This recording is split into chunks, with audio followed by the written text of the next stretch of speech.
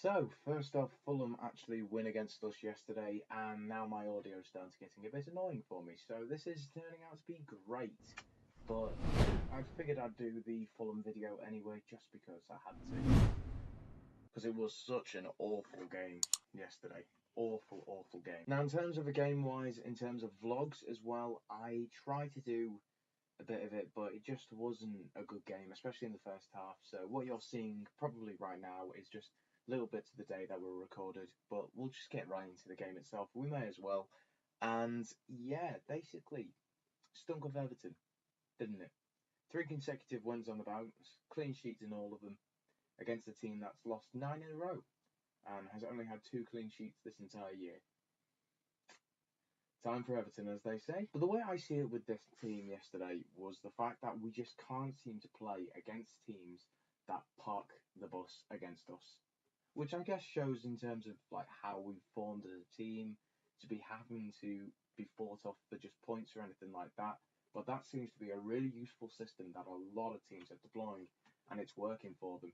It worked against the likes of Huddersfield at home, West Ham at home, Brighton away, Leicester at home, and now Fulham away. That's just 5 games of the season where we've lost out on points or lost games purely because teams are able to park the bus, and we cannot break them down. For whatever reason, we can't break down teams that just stack up and stack up and stack up to stop us just being creative with the ball going forward. That's something that's got to be looked into, because we can do it against the big teams because they always have to come out and give us a good fight. However, teams like Fulham, which are going to be struggling or are already playing for pride, they are going to be tough games because we cannot break. For some whatever reason, we cannot seem to break down teams. It was at the end of the day, Fulham just had more desire for the game, which is weird as well because they've already been relegated, but they just had a lot more desire going into the game, and they just wanted it more. That was it at the end of the day. We had some sort of arrogance about us as fans and as a team that we just thought, oh, we can just turn up there and we'll win easy. And we couldn't. We just didn't get out of first gear at all. We didn't even probably get out of any gear at all just to try and get back into the game. And when we have, for some reason, we have to go 1-0 down to actually turn up in quite a few games this season. I'm not quite sure, but that was it at the end of the day. And to be honest, I think it was a mistake, the team that we played. All right, fair enough. We won against Arsenal, so you could think, yeah, played the same team. You know what? We'll probably, hopefully, get a win in that if we turn up with the same effort. We obviously didn't. But I think a very big weak link in that team, as much as he did brilliant against Arsenal last week because he was playing a different system, but Jagielka was just run ragged by Mitrovic. He didn't have the pace to keep up with him, was going in far too early in terms of like for the second goal as well, making a big mistake there in that respect. All right, he did play well against Arsenal last week. He did do well. He scored a goal, but if Keane's fit, if Keane's fully fit and ready and he's on the bench, surely it would be better for him to play, to be able to deal with the aerial duels and the likes of Mitrovic, who are going to be trying to win that ball through strength. And I think as well the game shows that another striker is needed. If Tosin's not going to do it, then obviously Calvert-Lewin, I mean, I said last week, I'm a massive fan of him. I believe he's got massive potential with us.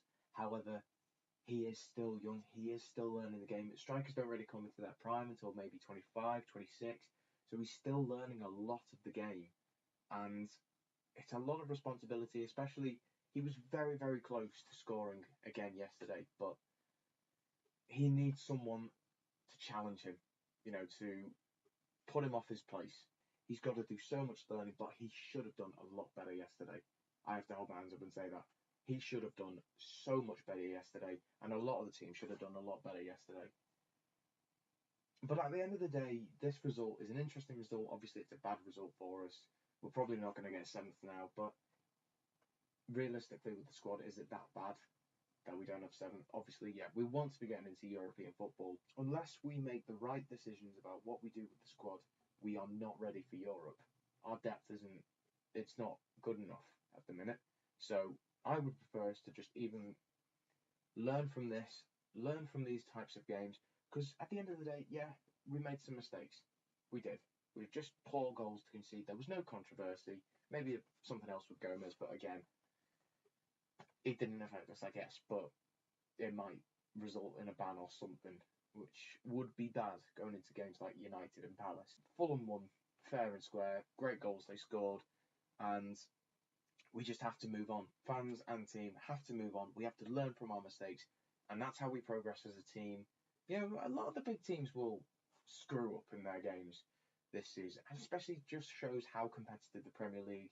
You know, a team that's still getting relegated, still going down, they can still get results against one of the teams higher up in the table. I was going to say big teams, but we're not a big team yet. But yeah, hopefully you've enjoyed this video anyway. Hopefully you can take something away from the Fulham game like most of us can, fingers crossed. And we move on to Man United. And fingers crossed the audio quality is good on this. I'm sorry if it's not. I'm still just trying to figure out a lot of the stuff going on with the microphone and that at the minute. And really soundproofing, but we'll see. But if you've enjoyed it anyway, please leave a like, leave your comments down below. Don't forget to subscribe to the channel and follow all social medias down below. And we'll see you in the next one. Adios.